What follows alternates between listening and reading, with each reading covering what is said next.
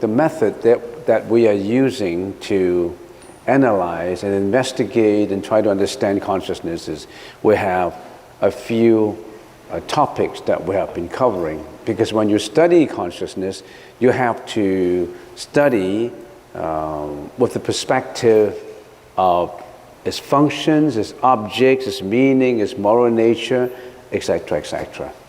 So just to review on what kind of, the perspectives that we use to look at each consciousnesses. We have been using 9 topics, 9 perspectives to look at consciousness.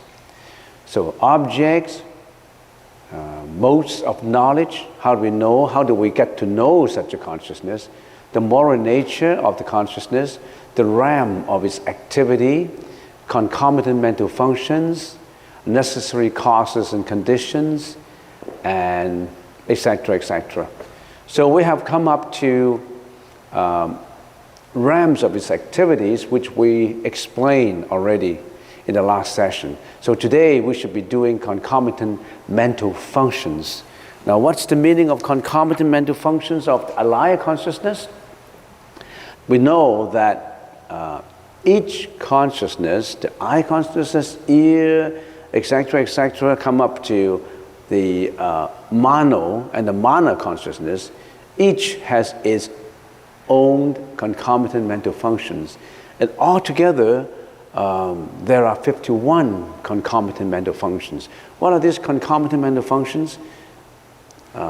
Each consciousness, the eyes, the ear, the nose, the tongue consciousness, the body consciousness, the thinking consciousness, the ego consciousness, and now the alaya consciousness. Each consciousness, we call it the king.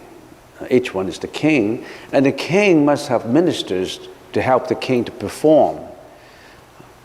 Giving an example, as like in a parliament or in a kingdom, the king is the consciousness, and there are many, many ministers helping the king to perform. And each king, each consciousness has its own number of concomitant mental functions.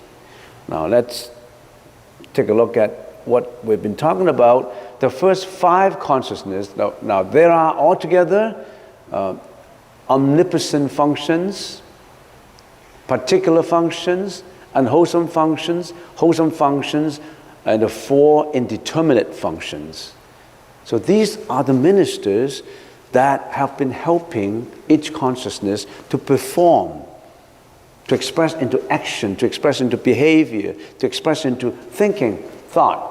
So the first 5 consciousness has 34 concomitant mental functions.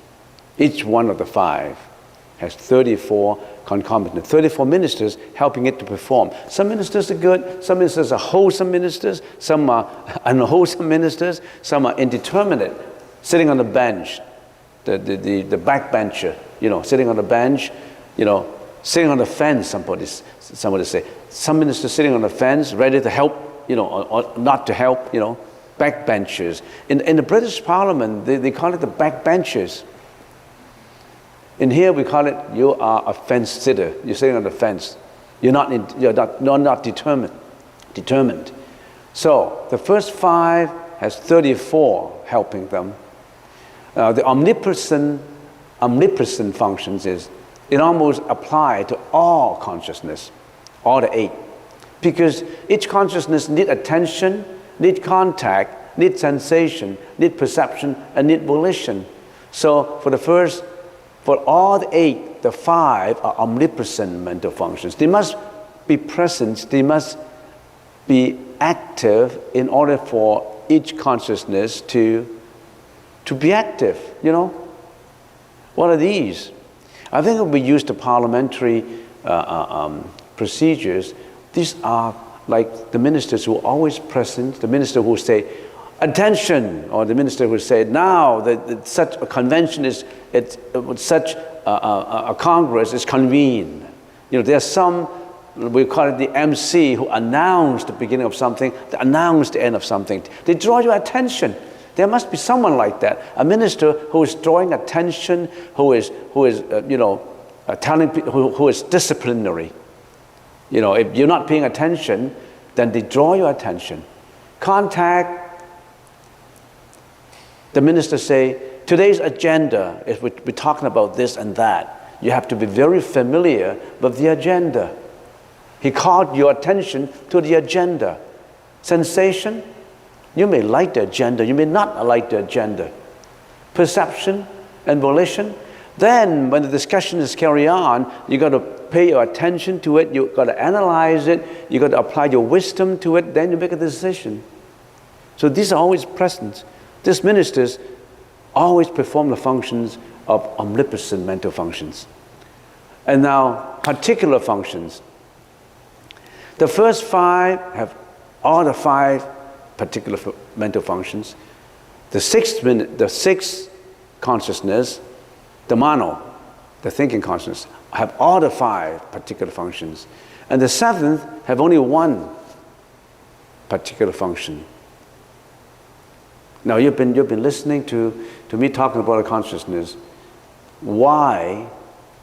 Can you give me a reason why the 7th consciousness only have 1 particular function? Think about it. Why? I have already explained it. The thinking consciousness have all the 5 particular functions. All these I have already explained. You need to review your lessons in order to understand. All right? So for the unwholesome functions, which consciousness has the most unwholesome functions? The 6, right? They have 26 unwholesome functions. In other words, they have 26 bad guys. Your thinking consciousness has 26 bad ministers, always helping, advising the king to do unwholesome action, unwholesome speech, unwholesome thinking. Very active, your mano consciousness, your thinking consciousness. That is your mental afflictions, your jealousy, your hatred, your repulsiveness, your depression, all happen in you. You may not know about it. Some people are very repulsive. Everything is negative. This is not good, that is not good, this person is not good, this particular place is not good. They always put a negative feeling because his negative minister is always working. We are affected by unwholesome ministers all the time, and we don't even realize it. The guy who's been gambling all the time, he doesn't really realize it. He knows that gambling is not good, but he just can't control the minister. The minister always advised him, gamble, go to the casino, gamble. You get your paycheck on the 26th or on the 1st of the month, the next day you all gamble it away. And then you regret. And then you regret.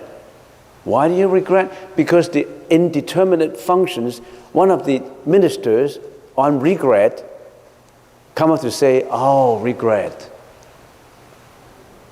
Regret has a minister of regret. That minister of regret is what? It's a backbencher. He could be a good regret. He could be a bad regret. What is a good regret? You gamble and you know you are wrong. I want to change. That's a good regret. But if you have expressed your anger, you say, I don't want to regret. I'm right. I've done this, but I don't want to regret. I don't want to be shameful on this. That's a bad minister. So this minister is sitting on the fence, indeterminate. So, right now, we're talking about the 8th consciousness. The 8th consciousness is a very special consciousness. It has what? It has only 5 concomitant mental functions, only 5 ministers. Why? Why doesn't it have particular mental functions? Because the alaya consciousness only interacts with the present reality. It has no particular mental functions. It has no desire, resolve, mindfulness, concentration, and intelligence. Why? Because your eight consciousness does not create any particular desire. Your eight consciousness only absorbed all the karmic energy, bad or good. It just absorbed it. It does not make any decision to say, I don't want bad inferences, I only want good inferences. Alaya consciousness only is a reserve, a repository of all karmic energy, all bija, all seeds. It does not create certain objective in life, certain desire. This alaya consciousness would not say, I want to stop all the bad things coming in here. I'm a reservoir, I'm a repository, I'm a warehouse for all the karmic energy that now I desire. Desire means objective. Why you set a desire for something? Now I set an objective that I don't want to receive any bad things, any bad karmic energy. The alaya consciousness would not do that. They just received. They don't ask questions. All the bad things you have done, register. All the good things you have done, register. It's only responsible for the registry of everything. It's only responsible, the disk drive is only, the memory only responsible for taking all the information in. The memory will not say, don't key in the P, don't key in the M. You know, they won't make a decision. If I can give you an example of a banking, the teller, when you want, I want to deposit $10,000, the teller will say, no. I don't accept the 10,000. I want to know where your 10,000 comes from. No. You can only put in 5,000. Would the teller tell you? Would the teller differentiate what kind of money you put in? And of course, nowadays the banking policy changes. If you put in 100,000 one day, they may question you. Or if you want to withdraw $100,000 per day, they may question you. But it is just because some corruption goes on nationally that they want to introduce that procedure. But usually, the teller would not differentiate how much money you put in. So there's no desire. The teller has no desire to stop you. How about resolved? Now, the alaya consciousness does not create particular desire, as it is a receptacle to all seeds. It does not make resolution, as it does not have any particular determination. It does not make any decision. The teller does not make any decision for you. Would the teller make decision for you and say, if I want to draw $10,000 teller, Mrs. Teller, I want to draw $10,000. The teller would not say, what do you use the $10,000 for? Don't draw too much money, cash, because it's dangerous for you. Would the teller tell you that? Some may, but you have the right to draw anything. So the teller would not make a decision for you. So the teller has no concentration because it does not create mindfulness for any particular phenomena. It does not concentrate on any particular deed. The teller would not say, today you put in $1,000 and he do it nicely for you, and the other day he just ignore you and do a lousy job for you. It would be the same, putting in money. And the alaya consciousness does not cultivate intelligence. It has no particular discernment. The alaya consciousness only is a receptacle for all your karma, all your karmic energy. Alaya is neither wholesome nor unwholesome. It just takes the function of storage. So there's no wholesome and unwholesome. It has no indeterminate functions too. Because the alaya consciousness would not regret. The alaya consciousness would not be drowsy. Should the teller be drowsy? If you put in, I want to put in $1,000. No, I'm sleepy. Don't come to me. Go to the next lady. Would he do that? He has to take in. There's no drowsiness. Investigation, the teller will not investigate how you get the money, would he? Would she? Scrutiny. The teller would not say, hey, why do you are drawing 10,000? Let me scrutinize whether you should do it or not. You've been a spendthrift. Yesterday you draw 5,000, today you draw 1,000. No, don't do that. Would the teller tell you that? So the teller would not. So the alaya consciousness, the eighth consciousness, only has 5 concomitant mental functions. So far, we're okay, right? You understand what I'm talking about? If you don't understand, raise your hands. You know, right? So what do we learn from this? After I've been talking about the concomitant mental functions of the alaya consciousness only contain 5. Now, what lesson to learn from this? Just talking about it and listening about it without assimilation, without thinking about it, digesting it, will not do you any good. You must determine that you know that the alaya consciousness just receive all the good and bad. And it's the 7 consciousness that lead us into trouble. It's the mono consciousness that lead us into trouble. So we only should feed in good information. So we have to watch the 6 and the 7 consciousness. My plan in talking about consciousness, I've been doing this for 2 years already, off and on. And at the most 2 more sessions, I say we stopped. And then we go on to something really interesting. Something about chanting of Amitabha. Something about how do we... this is a world that in our present lifetime, to get enlightenment, to be away from reincarnation is almost close to impossibility. Because we've been influenced too much by our own karma. So what's the best way to get out from all this first?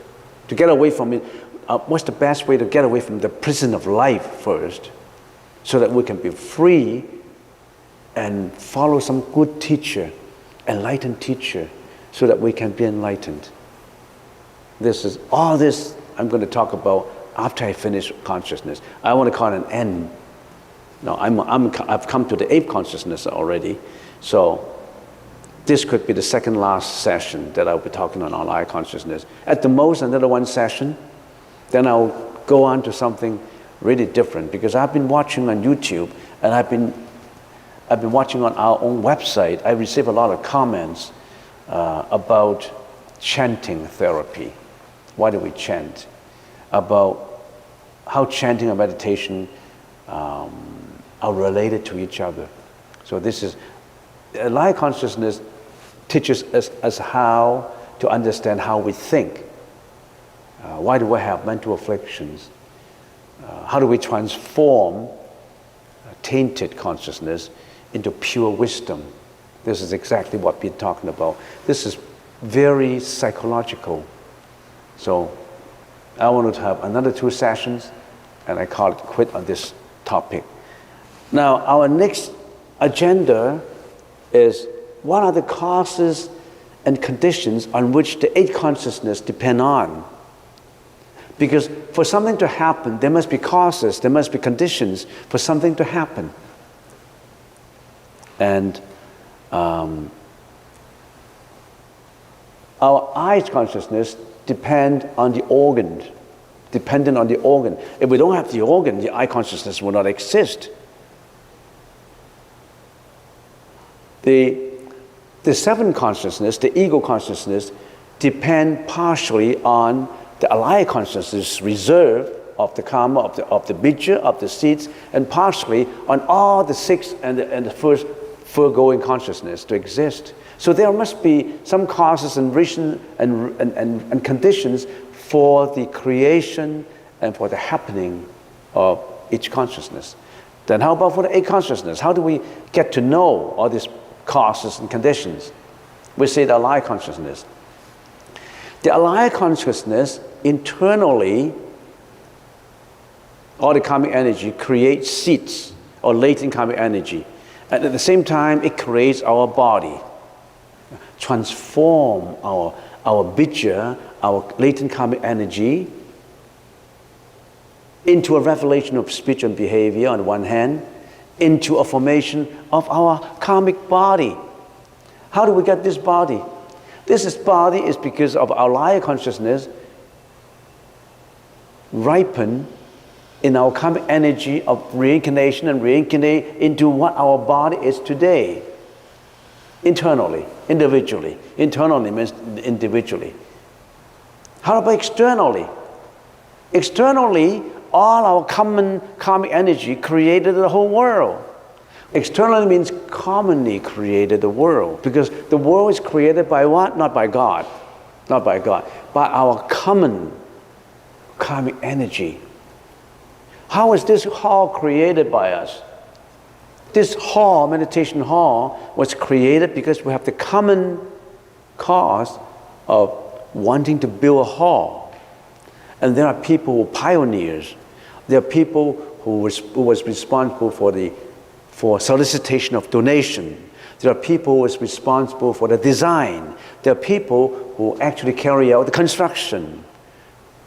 All these karmic energy created the hall together, not by God. But you have that God power in you to create all this hall. And sometimes you call this wonderful power a God power. But that God is in you. You have that power. God is not an idol. God is not a person. It is the common karmic energy, accumulation of energy that makes this all come true. Next one,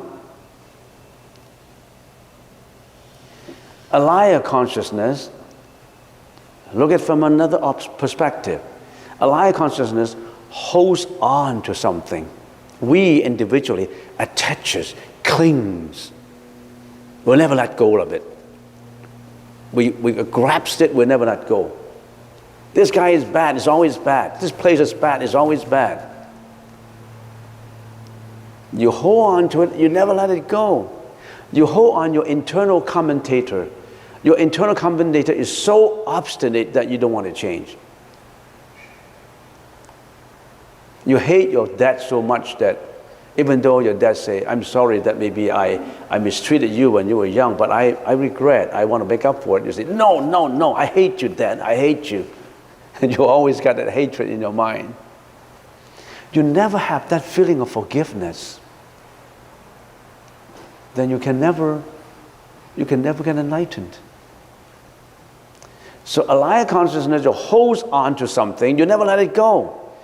You hold on to your own produced bija, your latent energy. And you also hold on to your own body as an ego, as a self. Alaya consciousness holds on to its own produced bija, its own produced body, the self. And then the alaya consciousness lives in a situation that is commonly created by common karma. Common karma has individual karma in it. Why does common karma has individual karma in it? Say, for example, if all of a sudden the country is affected by epidemic disease, something that is terrible, a lot of people die, but some people still exist. This group of people who are doomed to die is living in the karma of dying. But individually, there are people who survive in a tsunami. Why? In a tsunami, not everybody die. They suffer from the common karmic energy, the bija of encountering a tsunami. But some die, some survive. Because in the common karma, there's individual karma. Why do we have to practice Buddhism. Because we are living in a common karma. But in the common karma, say that you are doomed to suffer from a common karma of tsunami. But 10 years ago, I started to be interested in practice meditation. Then I slowly changed my individual karma. 10 years ago, the karma in me was doomed to be wiped out in a tsunami. But 10 years ago, all of a sudden, I turned to the enlightenment path. I start to purify my karma. I chant every day. I practice good deeds every day. I do meditation every day. I've been very compassionate every day. I've been changing myself every day. That I've been purifying my karma. Then my individual karma does not get dissolved into the common karma. I should have been dead, but then I didn't die. I survived it because I've been changing myself. But some would never get changed. They don't want to change. Nobody wants to, I don't want to change. So it's good to change, you know. It's good to improve. It's good to listen to advice. Otherwise you're doomed. You're doomed in the reincarnation. But first of all, you have to know what is wrong and what is right. So you have to know the righteous eightfold path. Right speech, right action, right behavior. What is right behavior? What is right thinking? You always think that your sixth consciousness is right. You always think that your mano, your individual ego is right. That's what you've been thinking. But can you back up and say, hey, maybe I should watch myself. Do I need to change? So, the light consciousness lives in a commonly created world. We have a worker in here. I didn't mention, I don't want to mention his name. When he first started in working here, he was so much secluded. He didn't even want to smile. A very young guy. He didn't want to smile. He was living in a world that he didn't even say good morning. He just fenced him off from people. And we have changed him. He started to give smile. He started to be more compassionate to others. He started to change. When he was given a job, for example, in painting, he thought this painting job should not be given to me. This is a boring job. Why did that guy do something that I like and you give me this job? He always put negative feelings on every job given to him. Then I explained to him, look, this is a painting job. It is a creation. Try to patch it up in such a smooth surface that you will do a good creation for yourself. You add hilarious feeling, creative feeling to the job. You don't look at the job as a boring job. The job is boring, but your mind is not boring. A boring job with a hilarious mind would make that job more youthful, more hilarious. It's all in your mind, not in your externalities. It's not because of the surrounding that forces you to be bad. It's not people forcing you. It's not the surrounding that make you feel sad. Your heart is sad. It's not the surrounding that has problem. Your mind has a problem. Don't blame externalities. So a light consciousness lives in a commonly created world. So that's the causes and conditions. And next, the functions of the light consciousness. It has the ability to store. It is a repository of all karmic seeds of the seven consciousnesses. Ability to store, and it has all this bija in store. It has infinite power and unlimited magnitude for all this bija, for all these seeds. Unwholesome seeds, wholesome seeds, and neutral seeds. It has the ability, infinite ability, as infinite memory. 3, repository for the individual self. From this repository arise all of our impressioned experiences of ego and their respective functions in the external world. Each individual has his own or her own storehouse, warehouse, storing and deploying karmic energy of which he or she remains largely unaware. This function produces from moment to moment and from life to life. Should we blame the alive consciousness for not making a decision to be good? Its function is not to judge. The alive consciousness is there ready for you to change it. It's ready for you to change its repository. You can change its reserve from bad to good. Don't blame it. You can change it. So the functions of alive consciousness are like that. It is neutral. It has all the ability.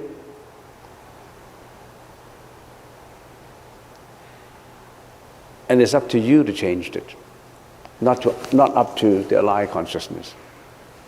In the next session, I will be talking about spiritual transformation towards enlightenment, and how leading sentient being, how when you transform your tainted consciousness into enlightenment, how do you render your compassion, render your help to transform others? I only have 2 perspectives to go, so probably I finish in the next session.